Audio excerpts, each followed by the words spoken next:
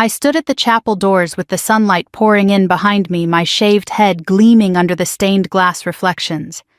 Every guest turned at once, their jaws dropped. Some gasped, some actually stood up. My father, sitting in the front pew, went pale and choked on his own breath. For the first time in my life, he looked afraid of me. And in that frozen moment, with the whole room falling into dead silence, I realized something today wasn't the day he ruined my life. Today was the day I took it back. If you had told me 48 hours earlier that I would walk into my own wedding bald as a cue ball, I would have laughed, or cried, or both. But on the morning of my wedding, I woke up in my childhood bedroom in Chesapeake, Virginia, and the first thing I felt was cold, shocking air on the top of my head. I reached up instinctively, expecting my long, dark hair, the hair my mother used to braid before every important moment of my life. Instead, my palms slid across skin. Bare, smooth, cold. I let out a scream I didn't even recognize as mine. I stumbled toward the mirror on my dresser.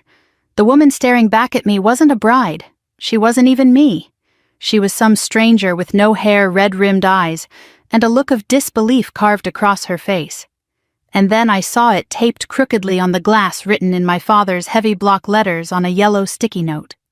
"Now you have the look that fits you, ridiculous girl." My knees went weak. I grabbed the edge of the dresser to keep from collapsing. A part of me honestly wondered if I was still dreaming. No father in America, no decent one, would do something like this to his own daughter. Not on her wedding day, not ever. But my father, John Warren, had never been what you'd call decent. Tears blurred my vision, but they didn't fall. I'd learned not to cry in that house. My father used to call tears a waste of Navy training. He'd spent years reminding me that choosing to serve was the same as choosing to disappoint him. But shaving my head, this was a new level of cruelty even for him. My voice shook as I whispered to myself, "What have you done? What am I supposed to do now?" That's when I heard the vibration, my phone buzzing on the nightstand. It was Mark, my fiancé. For a moment, I just stared at his name. What was I supposed to say? "Honey, the father of the bride turned me into a boot camp recruit overnight. Sorry, but I look like someone who escaped from a witness protection program." Still, I answered. "Hey, beautiful," he said warmly. "I'm 10 minutes away. You ready?" "Ready," I swallowed dryly. "No, I finally managed. Mark, something happened." He heard it instantly, the tremor in my voice. "Elise, what's wrong?" I took a breath so shaky it hurt. My head, my hair. He shaved it. There was a long pause. Then Mark asked, voice low and calm, "Who did?" My throat tightened. "My dad. He left a note." Mark didn't curse. He didn't explode. He didn't panic. He simply said, "I'm coming inside. Don't move." Within minutes, I heard the gravel crunching under his car tires. Then the front door creaked open. I wrapped a scarf around my head, but there was no hiding the humiliation written all over me. He walked down the hallway quickly, his dress shoes tapping against the old wooden floors. When he saw me, he froze, not in shock but in heartbreak. "Oh, Elise," he said softly, stepping forward, "come here." And for the first time in years, I let myself cry. Deep, shuddering sobs that came from somewhere buried inside me. Mark held me gently. "You didn't deserve this. Not today, not ever." "I look ridiculous," I whispered into his shoulder. He shook his head. "No, you look like someone who survived something cruel, and that takes strength." I pulled back just enough to look at him. "I can't do this wedding, not like this. People will stare, my father will enjoy every second, my mother would be..." But I couldn't finish the sentence. Mark wiped my tears with his thumb. "Elise, look at me." I did. "Go on," he said quietly. "I have a plan." I blinked. A plan. "You trust me?" I nodded even though my heart was pounding. "Good," he said, "because the way you walk into that chapel today, it's going to change everything."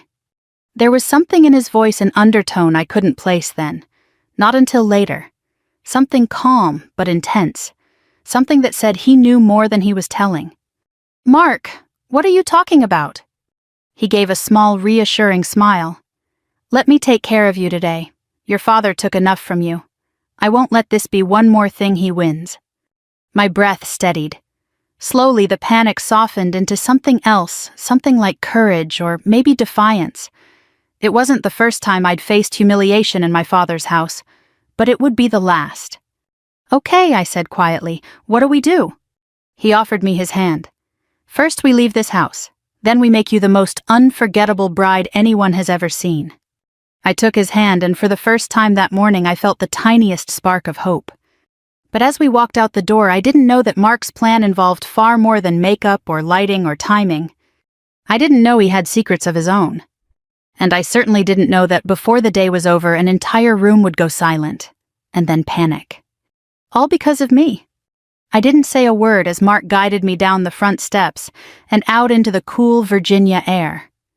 The neighborhood looked exactly like it always had: flags on porches, cracked sidewalks, azalea bushes, someone's grandmother still trimmed with kitchen scissors. It was all so normal that it made what had happened to me feel even more insane. My father's old pickup sat in the driveway, rust on the wheel wells, an American flag sticker peeling off the bumper. I half expected him to fling open the front door and start barking orders like he always did. But the door stayed shut. Mark opened the passenger door of his sedan and waited. He didn't rush me, he didn't talk. He just stood there, one hand on the door, the other slightly out as if to steady me if my knees gave out. I slid into the seat, catching a glimpse of myself in the side mirror. The scarf I'd knotted around my head had slipped just enough to show the sharp, pale curve of my scalp. For a split second, I actually flinched away from my own reflection. Once we were rolling down the street, I finally whispered, "The church is the other way." "I know," Mark said calmly. "We're making a stop first." "This isn't a great day for surprises," I muttered, my throat still raw from crying. I already had one. He let out a breath that was almost a laugh. "Fair. But this one is a little different. This one's designed to give you some of your power back." I stared at the dashboard. Feels like I never really had any power in that house. He glanced over. "You're a Navy officer, Elise. You've run operations. You've briefed people twice your age. You've made tough calls. You've had power. Your father just did everything he could to make you forget that." My father, Vietnam vet, self-appointed guardian of how things used to be. Angry at the government, at the world, at changing times, and somehow most of all at me. When my mother was alive, she softened some of it. After she passed, there was nothing left between his anger and my face. I pressed my fingers against my bare scalp under the scarf and felt a swell of shame so strong it made my stomach hurt. "This isn't like dealing with an intel briefing, Mark. I'm supposed to walk down an aisle. Brides are supposed to look, I don't know, pretty, whole. Not like they passed out in a barber's chair." He kept his eyes on the road. "You're allowed to grieve what he did to you, but you don't have to hand him the rest of your life on a silver platter." We merged onto the highway, rolling past the squat little strip malls, gas stations, and church marquees I'd known since high school. Nothing about the landscape said special day. It was all work trucks, minivans, and regular folks trying to get somewhere on time. In another life, I might have been heading to base for a briefing instead of trying to figure out if I could show my face at my own wedding. "Did you know he was capable of something like this?" I asked, finally. Mark was quiet for a moment. "I knew he was bitter. I knew he resented your career. I knew he liked control. But this," he shook his head. "No, I didn't see this coming." I believed him. Mark wasn't a man who lied casually. He was careful, measured, like someone used to weighing every word. We took an exit I recognized, and my chest tightened. Quantico. "Mark, why are we anywhere near Quantico right now?" He gave a small half smile that never quite reached his eyes. "Because there's someone here who owes me a favor, and she's very good at helping people walk into important rooms looking like themselves again." "That doesn't mean anything I said. Who is she? A plastic surgeon? A miracle worker?" He eased off the ramp and onto a smaller road. "A stylist. The kind who usually works with people who can't afford to be recognized even when cameras are flashing in their faces." I stared at him. "You mean famous people?" He hesitated, then said, "Let's just say sensitive personnel. You're going to like her." He pulled up in front of a modest beige building that could have been anything: a dental office, a small clinic, a federal annex, pretending to be boring. Inside, the air smelled faintly of coffee disinfectant and hairspray. A woman at the front desk looked up, recognized Mark, and straightened. "Morning, sir," she said. "She's ready for you in the back." Sir, the word pinged something in my brain. It wasn't how receptionists usually greeted consultants. Mark just nodded and led me down a hallway. At the end of it, a woman in her 50s waited by an open doorway. She wore simple black slacks, sensible shoes, and had sharp blue eyes that looked like they'd seen more than she'd ever say out loud. "Elise," Mark said, "this is Angela." Angela took one look at my face and my trembling hands on the scarf and didn't ask any polite, useless questions. "You've had a rough morning, huh?" she said. I swallowed. You could say that. "Well," she replied, "you're not the first woman to walk in here after somebody tried to take her dignity. Won't be the last. Come sit. Let's see what we can do." She settled me into a chair in front of a wide, bright mirror. My fingers fumbled at the knot of the scarf, but I managed to pull it off.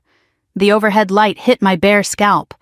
I braced myself for a wince, a pitying look, some sign that I really did look as ridiculous as my father said. Angela just nodded, thoughtful. "Clean shave," she murmured. "No patches. Whoever did it was cruel, but at least they weren't sloppy." "Cruel," I repeated. "That sounds about right." She met my eyes in the glass. "You know the first thing I see?" "That my father hates me," I said bitterly. "That you survived someone's worst attempt to control you," she answered. "And you're still sitting upright in this chair. That's not nothing." My throat tightened. For the next half hour, she worked with a calm, almost motherly focus. She evened out the spots where my father's hand had been too rough. She massaged something cool and soothing into my scalp, then dabbed a little foundation along my hairline so the contrast wasn't so harsh. She brushed a light, natural palette across my face. Nothing heavy, nothing fake. Just enough to make me look like I'd slept, like I hadn't woken up to a nightmare. From a velvet-lined tray, she picked out a simple pair of pearl studs. "Try these," she said, fastening them. "They draw the eye to your face, not your hair, or lack of it." I couldn't help a small, shaky laugh. "You're very direct." "Life's short," she replied, "especially for those of us who work around your fiancé's world." I frowned. "What is his world exactly?" She glanced toward the doorway where Mark waited. "Ask him when he's ready to answer." When she finally stepped back, I forced myself to really look. The woman in the mirror still had a shaved head. That hadn't changed, but she didn't look like a victim anymore. She looked intentional, like a woman who had chosen a dramatic style and dared anyone to question it. My cheekbones were sharper, my eyes looked bigger, my jawline looked stronger. "What do you think?" Angela asked quietly. I drew a long breath. I don't look ruined." "You were never ruined," she said firmly. "Someone tried to make you feel that way. That's different." When I walked back out into the hallway, Mark straightened from where he'd been leaning against the wall. For a moment, he just stared. "Wow," he said softly. "Elise, you look incredible." Something in his voice made me believe he meant it. "Is this your big plan?" I asked. "Make me look good enough to survive the gossip?" "It's part of it," he said, "but not the main part." I crossed my arms. "Then tell me the rest." He held my gaze for a long moment, that careful, evaluating look I'd come to recognize. "You know my work isn't exactly what's written on my business card." "You consult for the government," I said. "That covers everything from tax law to black ops." He gave a tiny shrug. "Let's just say I'm in the business of finding out the truth. And protecting people who are worth protecting." "Spies," I said quietly. He didn't nod. He didn't deny it. He just opened the side door for me. "Come on, Lieutenant, you're going to be late to your own wedding." On the drive back toward the chapel, I noticed the dark SUV that fell in behind us. Then another one a few car lengths back. They weren't driving aggressively, just present. "Friends of yours?" I asked. "Let's call them witnesses," he replied. "Today isn't just about vows. It's about making sure certain truths don't stay hidden anymore." The word truth settled in my chest like a stone and a light at the same time. I looked out the window at the modest houses and old churches. Somewhere across town, my father was probably pacing, straightening his tie, telling anyone who'd listen that his daughter was finally going to settle down and do something right. For the first time in my life, I wondered if he might be the one who wasn't ready for what was coming. "Mark," I said quietly. "Yeah." "Whatever your plan is, don't destroy him. I just want him to stop hurting me. I don't want to salt the earth behind him." He considered that for a second. "That's exactly why I'm doing this," he said. You don't want revenge. You want freedom. There's a difference. I'm not sure what I want, I admitted. I just know I'm tired of paying the bill for his pain. He nodded slowly. Then today, at least your father is going to have to look at his own tab for once. We turned into the chapel parking lot. The small lot was filling up Chevy's Buick's pickup trucks with faded patriotic decals. Ordinary friends and relatives straightening their jackets, smoothing their dresses, adjusting corsages. They thought they were about to watch a normal country church wedding. They had no idea.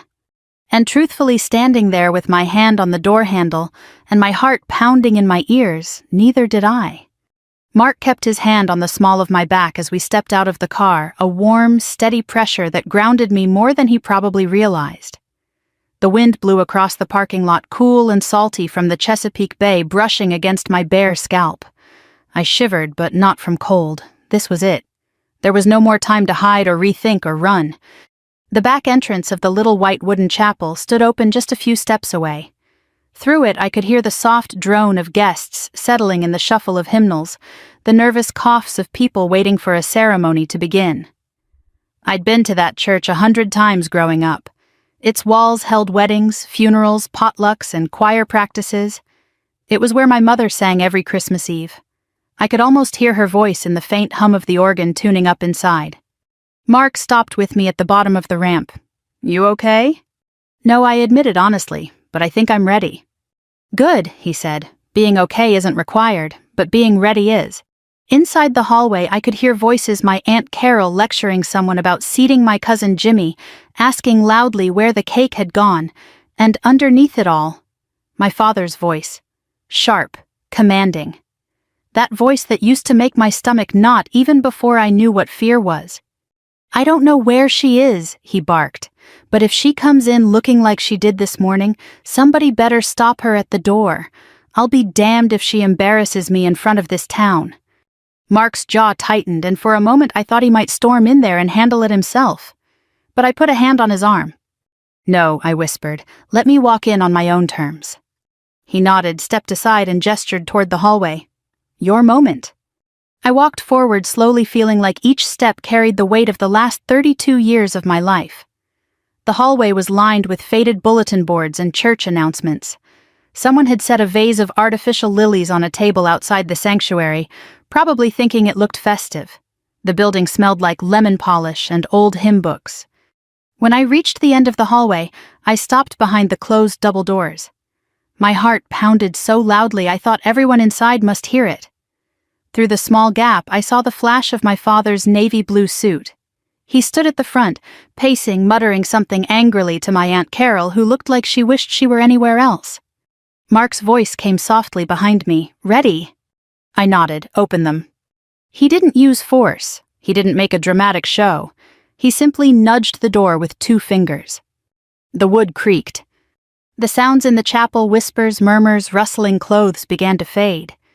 Then, as the doors fully opened, silence. A silence so absolute, so heavy it felt like the air collapsed inward. 100 faces turned toward me. Neighbors I'd known since childhood, my mother's old choir friends, people who used to pat me on the head during Sunday potlucks. They stared like they were seeing something unreal.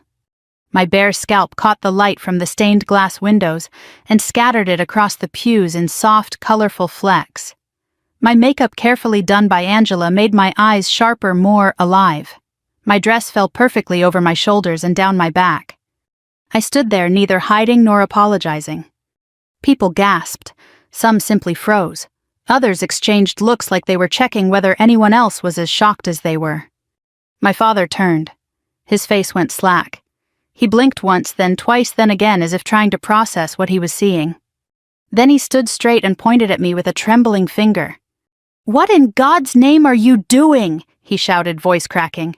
"You look—" He stopped, maybe realizing that the word he wanted would echo across the entire chapel. Ridiculous, that was the word he used earlier.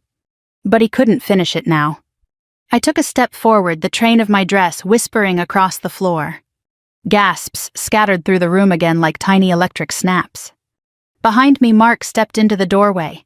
The moment he appeared, several men in quiet plain suits, his witnesses, rose from their seats along the back pew. They weren't disruptive. They didn't draw attention.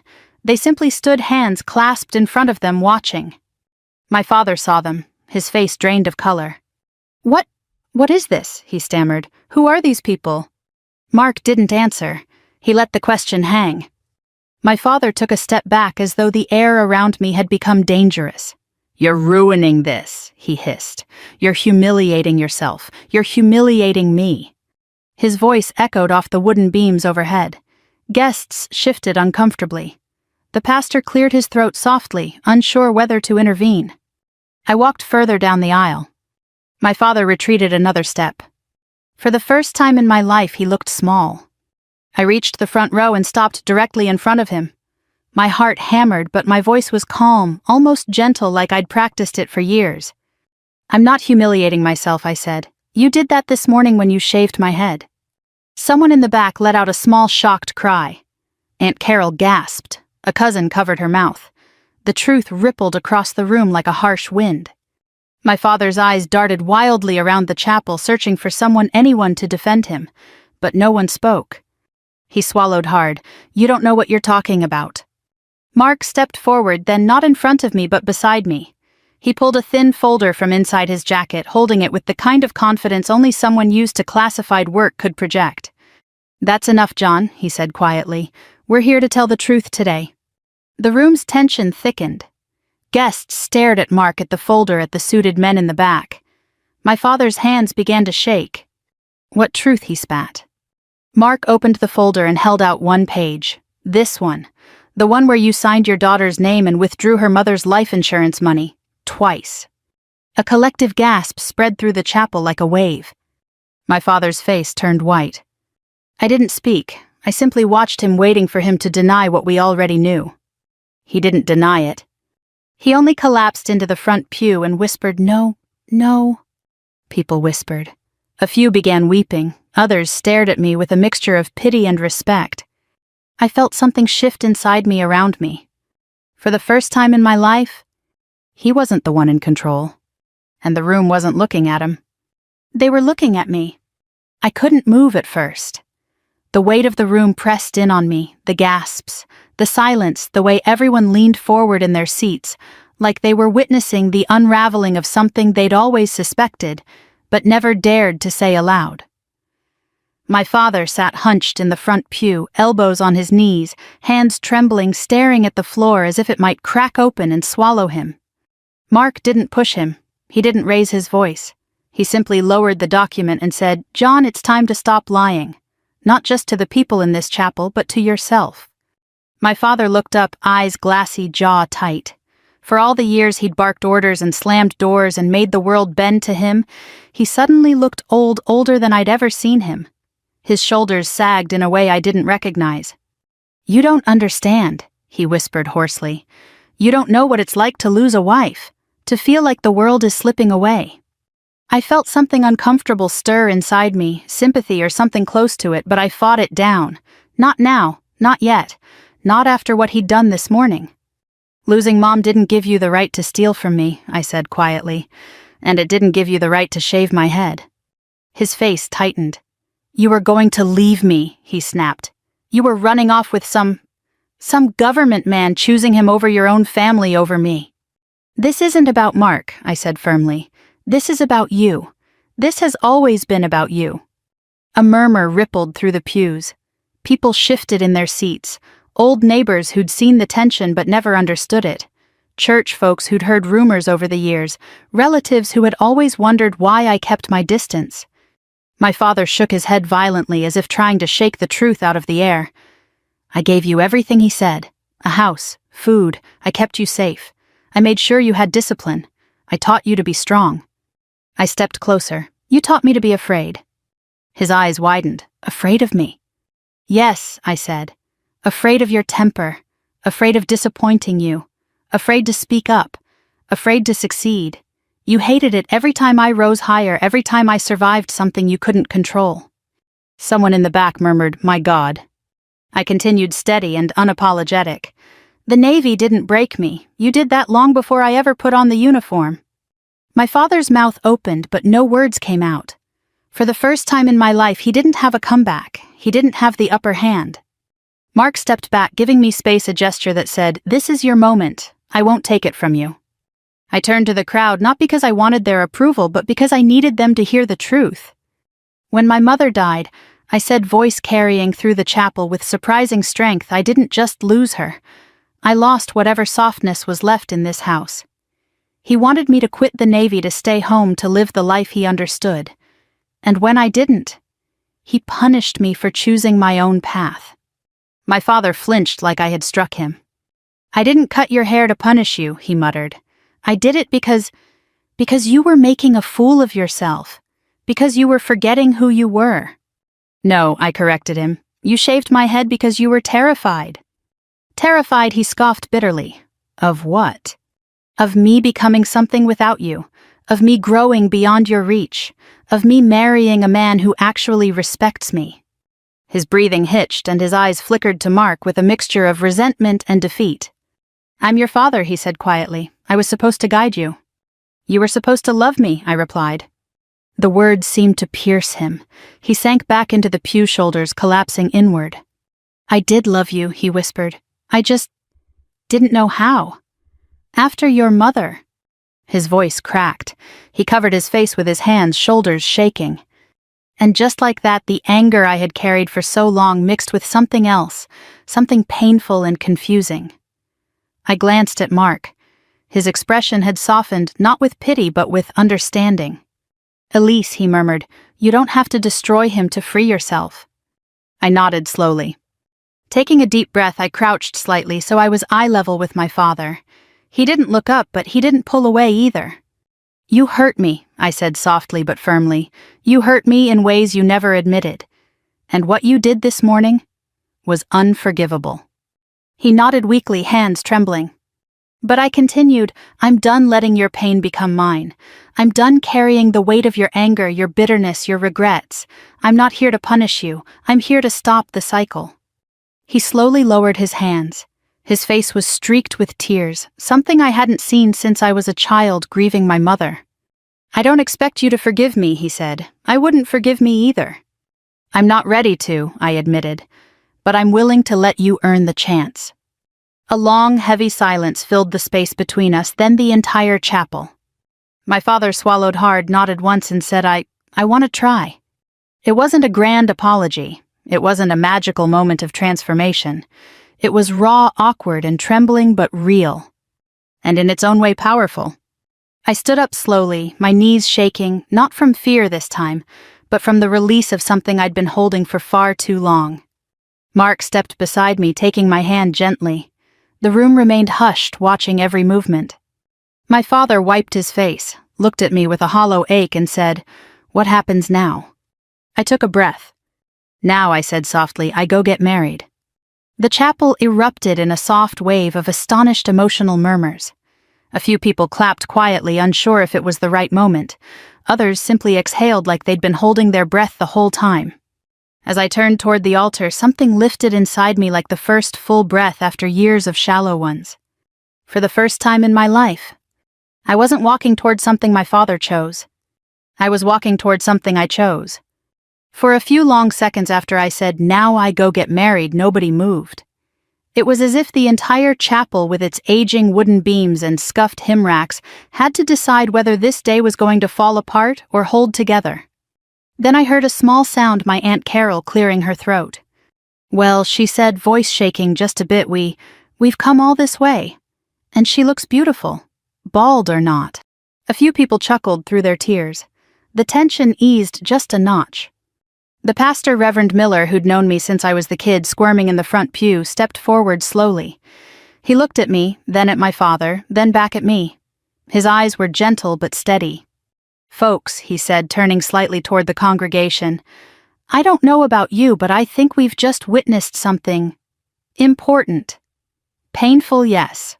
Raw, but important. Now, unless the bride and groom tell me otherwise, there's still a wedding to be held." He looked at me with a question in his eyes. "I still want to marry him," I said, my voice stronger than I felt. "But I want to do it as myself, not as someone my father tried to break." Mark squeezed my hand. "That's the only woman I ever wanted to marry," he murmured. The pastor nodded once. Then let's take a breath. If anyone needs to step out for a moment, now is the time. Otherwise, he glanced toward the small organ tucked up front. Let's give this bride the walk she deserves. The organist, an older woman with silver hair and kind eyes, dabbed at her cheeks with a tissue, then placed her hands on the keys. A familiar melody rose up, simple, a little shaky at first, then steadier. Not the grand processional we'd picked, but something gentler. Almost like the church itself was choosing a softer tune to match what had just happened. I turned to face the back of the chapel, then realized there was no reason to walk out and come back in. My entrance had already happened, and it was one no one here would ever forget. Let's just start from here, I said quietly. So instead of a long walk down the aisle, Mark and I stepped forward together from the front pew area. People stood instinctively unsure of the right thing to do, but wanting to show some kind of respect. It wasn't polished or perfect, but it felt real. When we reached the altar, Reverend Miller looked at me with a warmth that made my throat tighten. "Elise," he said, "do you want to say anything before we begin?" In any other wedding that might have been an odd question, but after what we'd just lived through in the last 20 minutes, it almost felt necessary. "Yes," I heard myself say, "just a few words." He stepped back, giving me space. I turned to face the guests, people who had seen me as a teenager in awkward choir robes, who'd watched me leave for basic training, who'd whispered behind their hands about my father's temper, my mother's absence, my choice to leave. "My father did something terrible to me this morning," I began. "He took something he knew mattered to me and used it as a weapon, not because he wanted what was best for me, but because he was afraid of losing control, afraid of losing me." Eyes lowered in the pews. Some folks couldn't look at me, others couldn't look away. "But what happened just now," I continued, "isn't just about what he did. It's about what I'm choosing to do with it. I'm not standing here pretending everything's fine. It's not. But I am standing here choosing not to let his fear write the rest of my story." I glanced at my father. His eyes were wet again, his hands twisted together, knuckles white. "I joined the Navy because I believed in service and purpose," I said. "I agreed to marry Mark because he sees me as a whole person, not a mistake to be fixed. Today could have been the day all of that was stolen from me. Instead," I looked down at my shaved head and almost smiled. "Instead, it's the day I found out what I'm really made of, and who truly stands with me." There wasn't applause. This wasn't a speech at a banquet, but there were soft nods, sniffles, and a quiet murmur of agreement that felt like a kind of blessing. I turned back toward Mark. His eyes never left mine. In that moment, with my past sitting in the front pew and my future standing inches away, I felt steady. Not flawless, not unbroken, just steady. Reverend Miller cleared his throat gently. "All right then," he said, voice thick with emotion. "Let's join these two in marriage." He went through the order we'd discussed in premarital counseling, but the words felt heavier now. When he asked who gave this woman to be married, there was a pause. An awkward, painful pause where everyone looked at my father. Slowly, my father rose to his feet. For a moment, I thought he might storm out. Instead, he took a step forward, voice low but audible. I can't say I've done right by her," he said, "but I won't stand in her way anymore." His eyes met mine. "She gives herself." It wasn't traditional, it wasn't tidy, but it was honest. Reverend Miller nodded. "That seems fitting," he said quietly. When it was time for vows, Mark went first. He took my hands, roughened from years of handling gear, from writing reports, from saluting at ceremonies I sometimes felt too tired to stand through. "Elise," he said, "when we met, you were the most composed person in the room. Head held high, uniform, pressed every detail in order. What I didn't know was how much chaos was waiting for you back home. And I made a decision a long time ago, before this day, before this morning, that I would never add to that chaos." His thumbs brushed the backs of my hands. "I can't fix the past," he said, "but I can promise you this. I will never use your vulnerabilities as weapons. I will never shame you for your strength or your scars. I will stand beside you when the room falls silent and when it panics. And I will spend the rest of my days proving that love can be safer than what you grew up with." Tears finally slipped down my cheeks. Not the panicked sobs from that morning, but slow, steady ones that felt like something loosening inside me. When it was my turn, I took a breath and spoke without looking at the little card I'd written weeks ago. Those words no longer fit. "Mark, I said I spent most of my life thinking strength meant never showing fear, never crying, never admitting I needed help. The Navy rewarded that. My childhood demanded it. But you showed me that strength can look like asking to be held, like telling the truth, like walking into a chapel full of people who knew my past and choosing to build a future anyway." I heard a few older women sniff quietly in the second and third rows. "I promise I continued to be your partner, not your project. To tell you the truth when it's hard to listen, when my pride wants to talk instead, and to remember that even when the world feels unsafe, we can be safe for each other." My voice shook, but the words felt right. Rings were exchanged, simple bands, nothing flashy.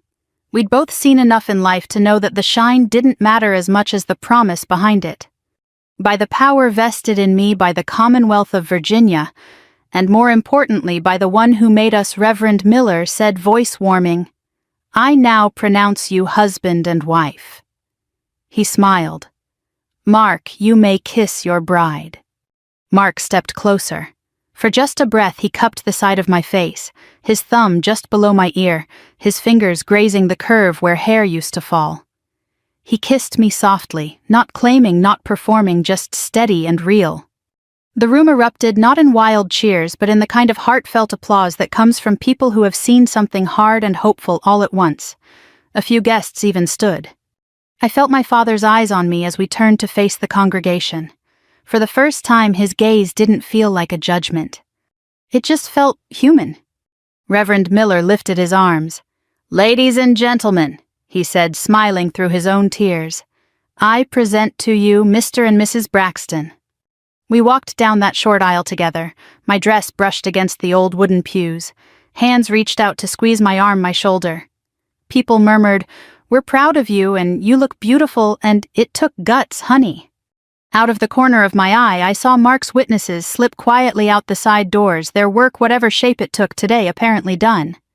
The wedding that almost didn't happen had happened. But the day wasn't over. There was still the reception. And there were still consequences waiting in the edges of the room. The reception should have felt like a celebration, clinking glasses, too sweet sheet cake from a local bakery, my cousins taking blurry photos with their cell phones. But even as the guests filed into the fellowship hall of the chapel, and the scent of potluck-style food drifted through the air, the atmosphere felt fragile. Like everyone was waiting for someone to sneeze wrong and break the whole delicate truce holding us together.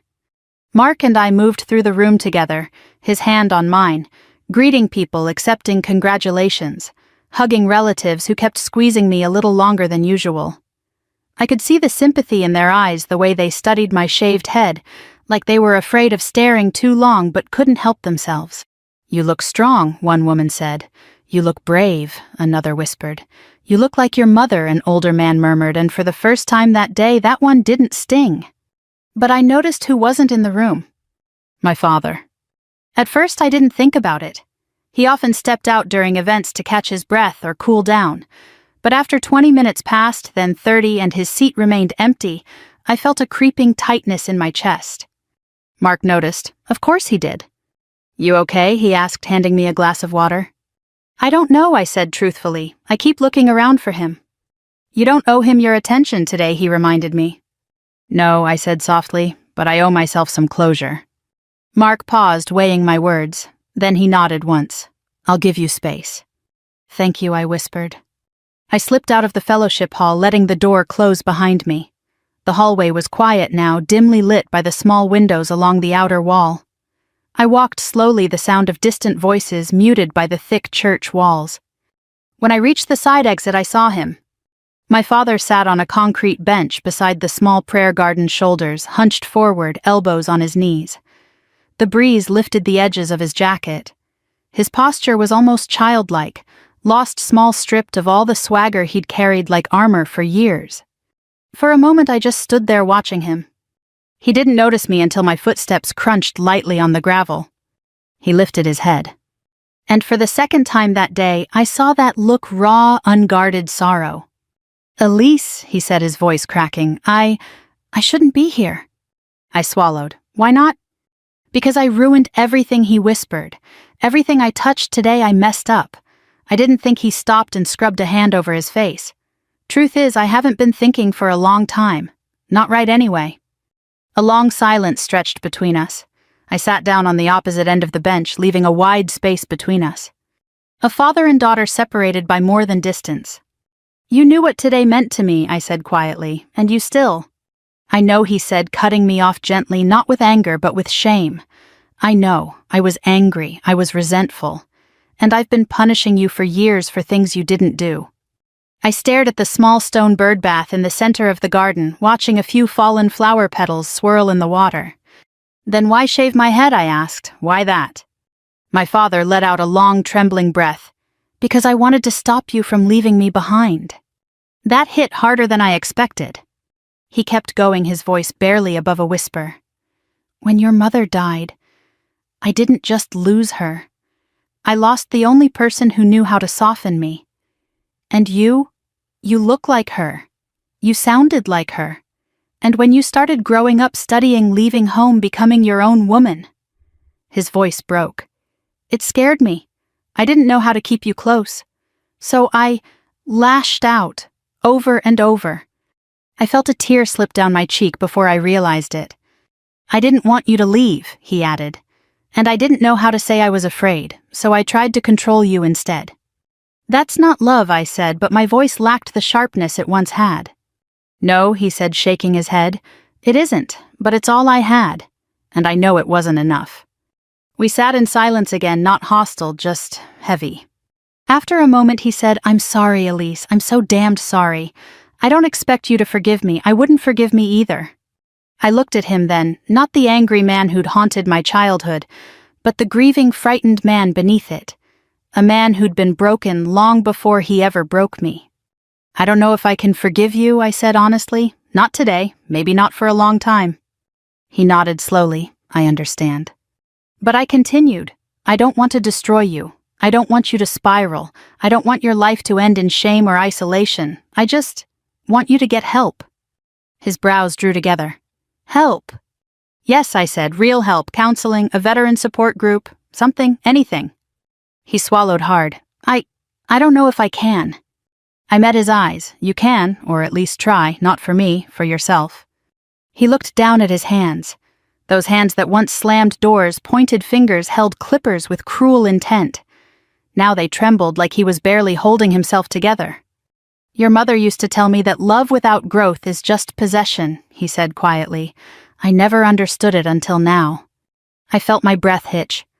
Dad, I said softly, you don't have to be the man you used to be. You can choose something else. He nodded, tears slipping down his face silently. I want to try. We didn't hug. Not then. We weren't ready.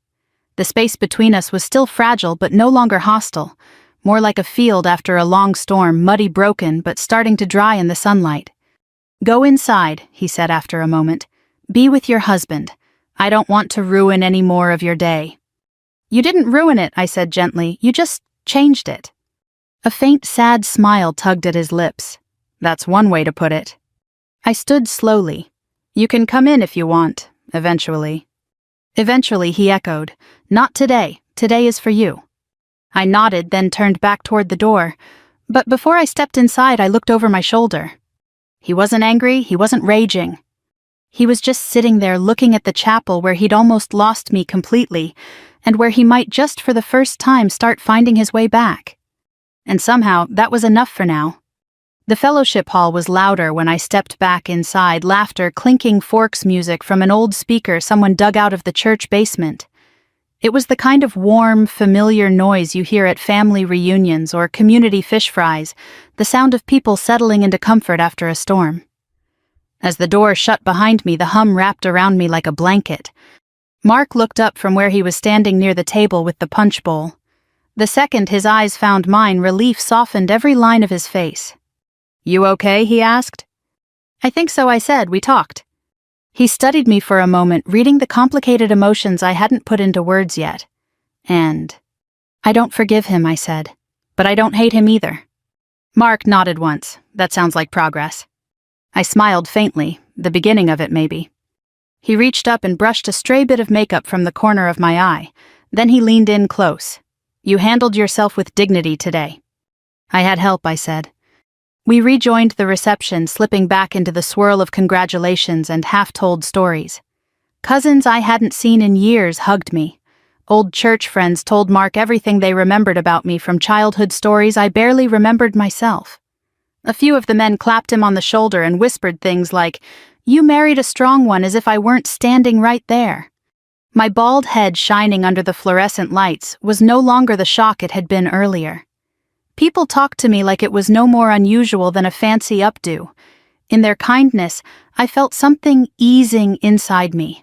Something I didn't know I'd been holding so tightly for so long. As we moved through the room, I kept thinking about my father sitting outside alone. The image of him, shoulders low, eyes hollow, stayed with me even as we cut the cake and posed for photos.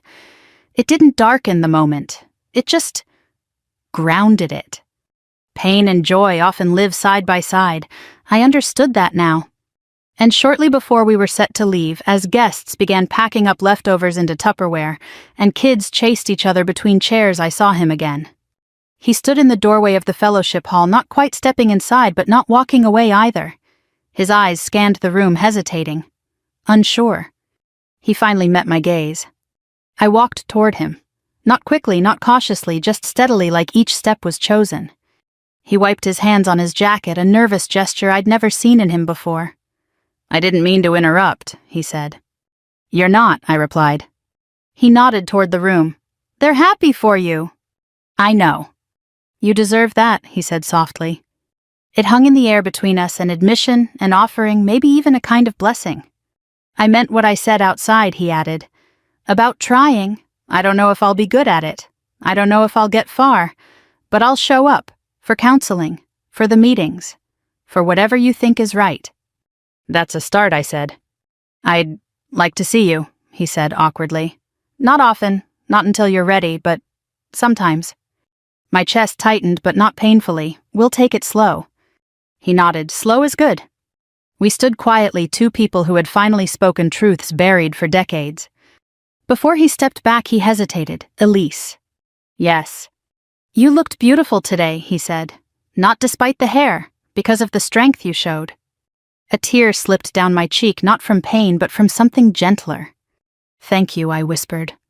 He gave the smallest, saddest smile. "Go home, honey. Start your life."